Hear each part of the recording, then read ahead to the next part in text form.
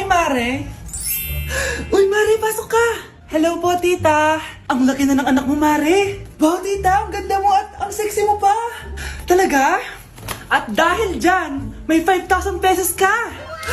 Thank you po, tita. Oo nga, Mare, ang ganda ng damit mo. Gusto mo din ng pera? Oh, ang ganda din ng buhok mo, Mare. Oo, ito pa. Ang bango-bango mo din, Mare. Ito pa. Ang pogi naman ng anak mo, Mare. Siyempre, mana sa akin. At bibigyan ko ng 1 million pesos at house and lot kung sino man ang mapapangasawa ng anak ko. Talaga ba, Mare? Anak, halika nga dito.